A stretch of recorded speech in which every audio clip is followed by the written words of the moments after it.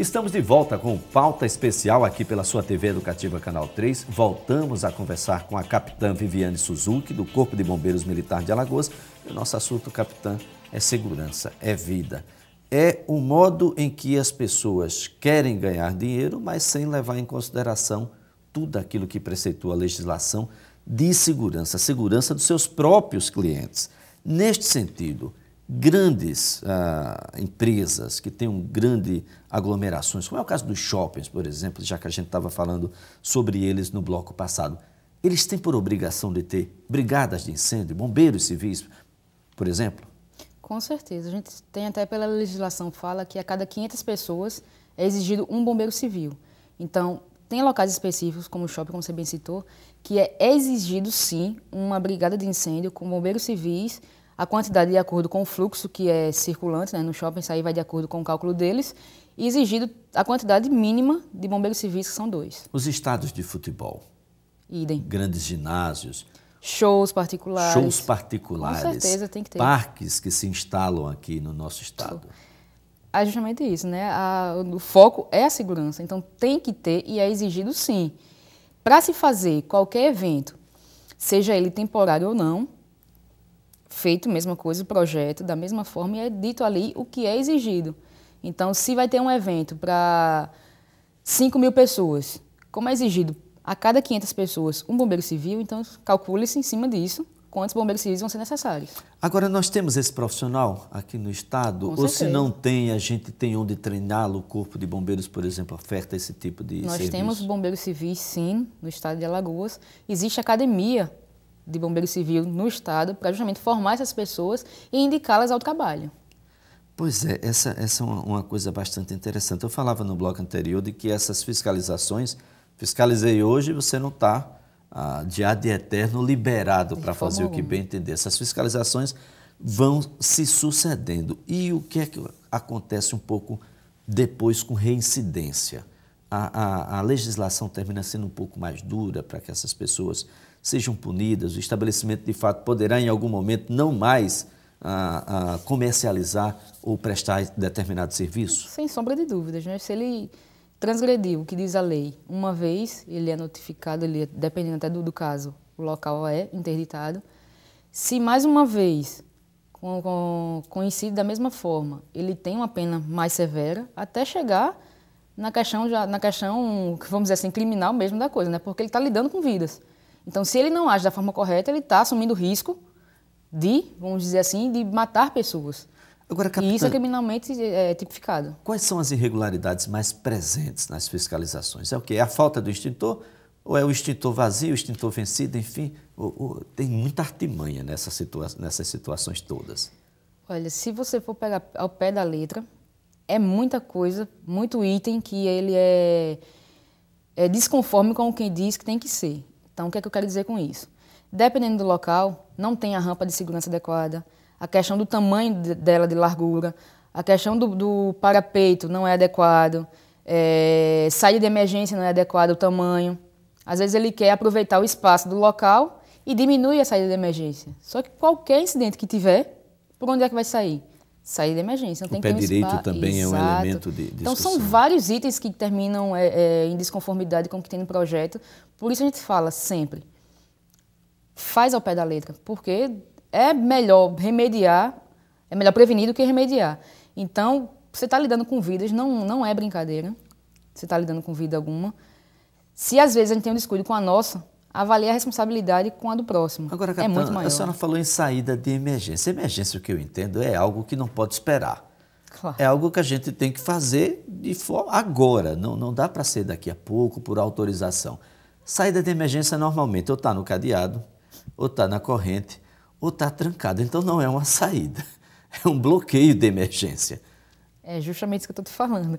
Eles pecam, às vezes pecam muito com relação a isso. Colocam um espaço pequeno, a abertura de forma errada, às vezes botam de correr, botam abrindo para dentro. Então, quem está no pânico lá dentro, basicamente não vão ser só eles, né? Que eles sabem como é que funciona aquilo ali.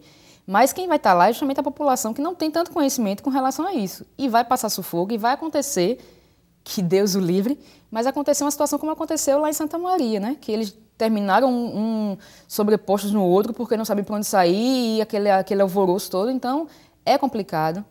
E até assim que você falou no bloco anterior, a questão das pessoas denunciarem. Foi um saldo, assim, vamos dizer, positivo, apesar da tragédia com relação a isso, que a gente tem recebido muita ligação de pessoas da população em si, preocupadas com os locais que estão frequentando. Então, eles sempre ligam para perguntar, tal local está liberado? Tal local tem isso? Então, a preocupação foi muito boa e o trabalho da população com a gente também é o que vai dar maior suporte com relação à fiscalização e legalização dos locais, né? Agora, eu quero acreditar que tem muita gente séria, muita gente correta. E quero acreditar que tem muita gente querendo se corrigir também. Acreditando nisso, é que eu estou querendo saber o que é que eu faço. Eu quero colocar um empreendimento. O que é que eu tenho que fazer? Vamos prevenir essas questões todas. Olha, toda vez que eu intervenho, que o Corpo de Bombeiros intervém, eu tenho um prejuízo. Então, para não ter o prejuízo, para continuar auferindo lucro, mas dentro do que preceitua a legislação, o que é que eu tenho que fazer, capitã?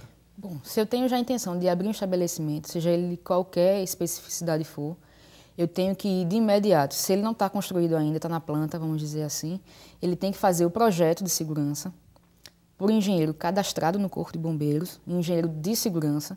Ele vai emitir o projeto que vai dar entrada lá no quartel, né, lá na Diretoria de Serviços Técnicos. A partir daí, ele tem um prazo de 30 dias para ser analisado.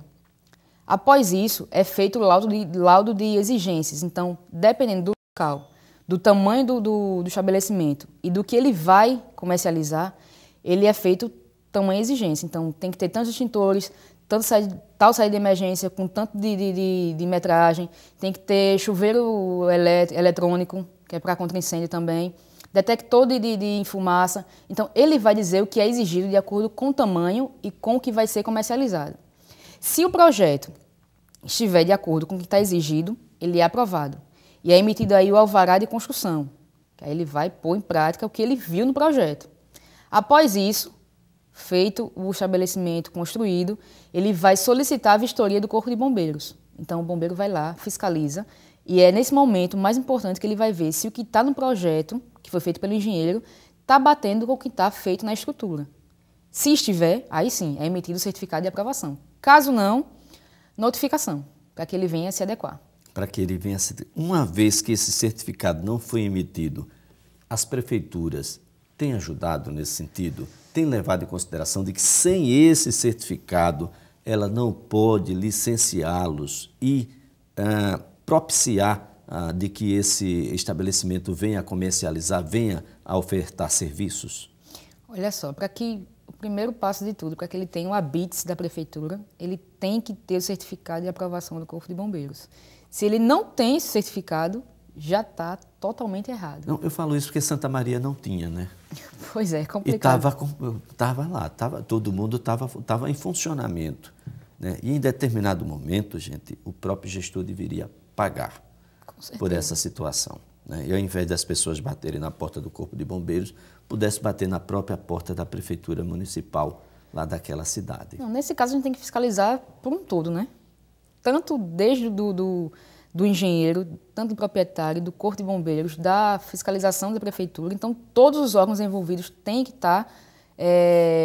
que ser fiscalizados também, não só eles, como são órgãos fiscalizadores que têm que estar executando, mas sim também fiscalizado. Por isso que existe aí o Ministério Público, existem todos os outros órgãos que vão fiscalizar justamente o nosso serviço também.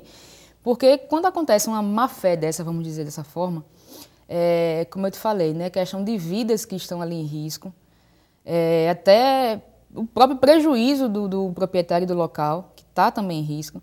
Então, os órgãos eles têm que emitir esse certificado para que a prefeitura, no final das contas, é que venha dar o ABITS para que ele possa funcionar. Então, não é só Corpo de Bombeiros, tem também a questão do meio ambiente também, que tem que ter o laudo, vigilância sanitária, tem uma série de outros órgãos que estão inseridos nessa discussão. Porém, o primeiro e principal é o nosso. Imaginando uma catástrofe, que Deus nos livre dela, o Corpo de Bombeiros estaria preparado? Imaginando aí um shopping em Maceió, um shopping pátio em chamas.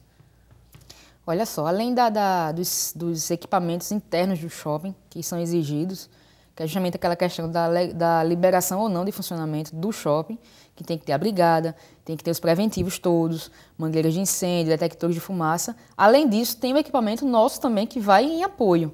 Então, o que eu acho hoje, em si, para a gente conversar aqui, é que não é aquela questão de dizer que não temos condições nenhuma, de forma alguma. Nós temos viaturas de incêndio, de socorro, de salvamento, então a gente vai sim fazer o nosso trabalho, mas eu não posso te garantir que aí ninguém pode ser o bombeiro mais preparado do mundo, com 1.000 viaturas disponíveis no momento, que pode ser que não contenha. Então depende muito da situação. Os americanos tiveram problemas recentemente. Você bem respondeu o que eu estou querendo dizer. Com toda a estrutura do mundo, o problema não é a estrutura, a gente tem que trabalhar a prevenção. Não se brinca com natureza, não se brinca com certos tipos de situação que você não tem como controlar realmente, independente de equipamentos, de pessoas ou de viaturas. Pois é, que coisa, né? A que ponto nós chegamos. Então, quer dizer, sem licença do Corpo de Bombeiros, o estabelecimento não pode, não deve estar funcionando. E uma diferença que a gente até notou, assim, que em partes foi uma coisa muito boa para a gente, é que antes dessa legislação, desse decreto do dia 28 de janeiro desse ano, a gente podia chegar no local, caso visse alguma coisa em desconformidade, se notificava, dava um prazo.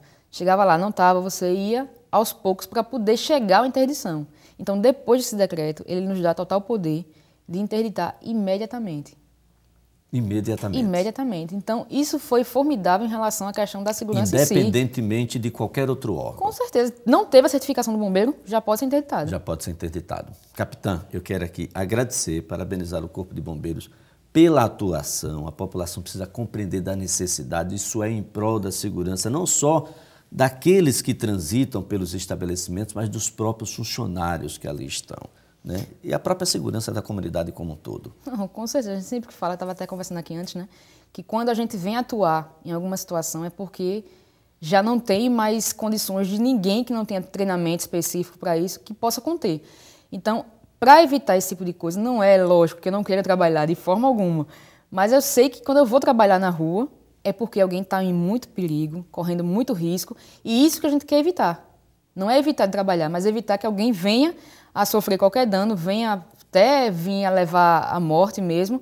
Então, é até um agradecimento nosso aqui, em todo local que a gente vai, porque a gente pode passar um pouquinho do que deve ser feito, um pouquinho de conscientização para a população, que esse é o foco principal para a gente. Se ele não tem consciência, até em relação à limpeza mesmo, vamos dizer assim, de rua, vamos dizer, entope bueiros, entope tudo. Por quê? Porque a própria população, ela joga o lixo na rua.